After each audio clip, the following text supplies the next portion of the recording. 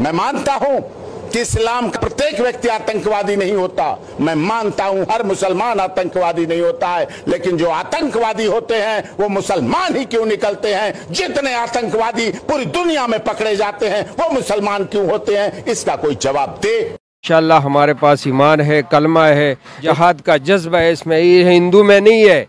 लेकिन अपने दुश्मन को कभी अंडर एस्टिमेट करना नहीं चाहिए। इंशाअल्लाह हमारे अंदर जहाद का जज्बा है, हम जहाद के जज्बे से, ईमान के जज्बे से हिंदू से इंशाअल्लाह अपने दुश्मन से लड़ेंगे। हमें इधर योगी ने कहा है राक्षस से मुकाबला है। ये राक्षस कौन है? ये राक्षस अबू नज्म जैसे कट्टरपंथी मौलाना हैं जो मजहब के नाम पर गैर मुसलमानों के खिलाफ नफरत फैलाते हैं। बांग्लादेश में हिंदुओं के खिलाफ जारी हिंसा के बीच कई कट्टरपंथियों का एंटी हिंदू फतवा आया है, जिसके बाद सीएम योगी ने हिंदुओं से आह्वान किया है कि राक्षसी प्रवृत्ति से मुकाबले के लिए तैयार हो जाएं।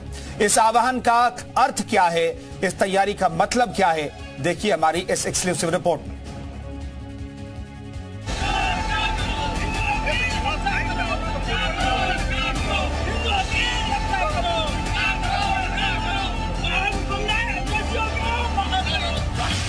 योगी ने कहा है अब राक्षस से मुकाबला है।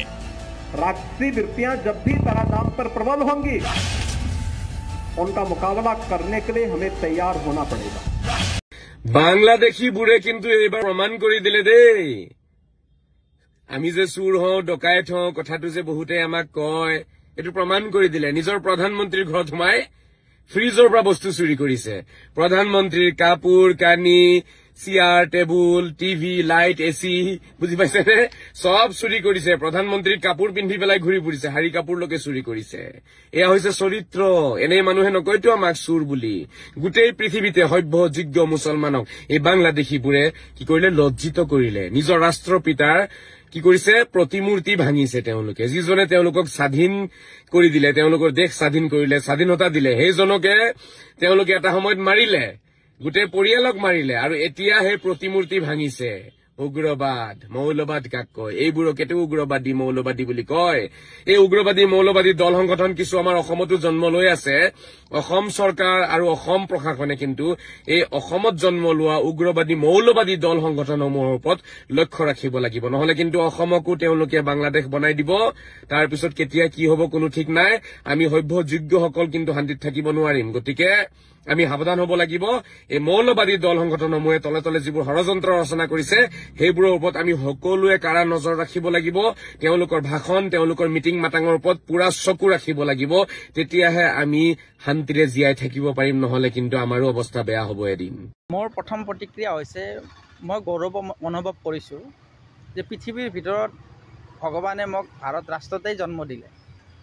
মুছলমান হৈ ফালে ভাৰত ৰাষ্ট্ৰত জন্ম হৈ ফালে মই গৌৰৱ অনুভৱ কৰিছোঁ যে চাওক আজি যিখন ৰাষ্ট্ৰ পূব পাকিস্তানৰ পৰা আহি ফালে আপোনাৰ শ্বেখ মুজিবুৰ ৰহমানে লাখ লাখ মানুহৰ লগত যুদ্ধ কৰি আজি বাংলাদেশৰ জন্ম হৈছিল তেওঁৰ নেতৃত্বত। সেই সময়তে ইন্দিৰা গান্ধীয়ে কিন্তু আমাৰ ভাৰতৰ প্ৰধানমন্ত্ৰী হৈ থাকোঁতে বহুত সহায় কৰিছিলে বাংলাদেশক। আজি সেই জাতিৰ পিতা আমাৰ যেনেকৈ মহাত্মা গান্ধী আমাৰ জাতিৰ পিতা, আজি বাংলাদেশৰ জাতিৰ পিতা শ্বেখ মুজিবুৰ ৰহমানক তেওঁৰ প্ৰতিমূৰ্তি আমি ছ'চিয়েল মিডিয়াৰ জৰিয়তে ভিডিঅ'ৰ জৰিয়তে যিবিলাক দেখা পাইছোঁ, ধিক্কাৰ দিছোঁ। মুছলমানে ভাঙিছে। আজি ৰাষ্ট্ৰপ্ৰধানজনক যেনেকৈ আজি ইমান অভিজ্ঞ প্ৰধানমন্ত্ৰী এজনক যেনেকৈ অপমান কৰি বিতাড়িত কৰি ফেলে পঠাই দিছে, এইটো লজ্জাজনক কথা। আৰু চাওক শ্বেখ হাছিনা এজন মুছলমান, আজিৰ ডেটতো মুছলমান, কিন্তু একচেটিয়াকৈ মুছলমান ৰাষ্ট্ৰ 57টা মুছলমান ৰাষ্ট্ৰ আছে। আজিৰ ডেটতো কিন্তু মুছলমান তেওঁ ধৰ্ম চেঞ্জ কৰা নাই। আজি কিন্তু শ্বেখ হাছিনাক কোনো এখন ৰাষ্ট্ৰৰ নিৰাপদ বুলি তেখেতে গণ্য নকৰিলে। আজি ভাৰতবৰ্ষ যাক আমাৰ মুছলমানেই কেতিয়াবা সন্দেহৰ চকুৰে চায়, সেই ভাৰতবৰ্ষ সেই ধৰ্ম নিৰপেক্ষ ৰাষ্ট্ৰখনত আহি ফালে তেওঁ আশ্ৰয়স্থল, তেওঁৰ জীৱনৰ নিৰাপত্তা লৈ ফালে আজি দিল্লীত আছে। গতিকে মই সেইকাৰণে ধন্যবাদ জ্ঞাপন কৰিম আৰু কৃতজ্ঞতা স্বীকাৰ কৰিম যে আজি পৃথিৱীৰ যিমান ৰাষ্ট্ৰ আছে, মুছলিম কাণ্ট্ৰি আছে, তাতকৈ আটাইতকৈ স্বাভিমান আৰু আভিজাত্য শান্তি আৰু সমৃদ্ধিৰে যদি মুছলমান জীয়াই আছে ভাৰতবৰ্ষত আছে। আজি চাওক আপুনি আফগানিস্তানেই চাব নে আপুনি পাকিস্তানেই চাব, মুছলিম কাণ্ট্ৰিবিলাকত আপোনাৰ বোমা বাৰুদেৰে মছজিদত গুলীবৰ্ষণ কৰি লাখ লাখ মুছলমান একেলগে ধ্বংসলীলা হোৱাৰ উদাহৰণ আছে। কিন্তু ভাৰতবৰ্ষত মুছলমানে মাৰিছে, কিন্তু তেতিয়া কিন্তু এই ভাৰতবৰ্ষৰ ৰাষ্ট্ৰপ্ৰধানজন নাছিল। গতিকে আজি কিন্তু এই ভাৰতবৰ্ষৰ ৰাষ্ট্ৰপ্ৰধানজন থকাৰ পিছত কোনো এজন মুছলমান অসুৰক্ষিত নহয়। আজি মুছলমানে সম অধিকাৰ সম সততাৰে এই ভাৰতবৰ্ষৰ জীৱন ধাৰণৰ সগৌৰৱে জীয়াই আছে নিজৰ। उन्होंने तो क्लियर बता दिया कि हम इसको पाकिस्तान बनाएंगे। अरे मुगलों की औलाद है, साले गांजा पी के बोल रहे हैं, पूछो कैसे? बांग्लादेश से पाकिस्तान से बांग्लादेश बनाया, अब पाकिस्तान फिर दोबारा बनना चाह रहे हैं। फिर आके इंदिरा गांधी जैसे मोदी जी कहेंगे मोदी जी हमें बचा लो, इन्होंने तो हमारी ले ली।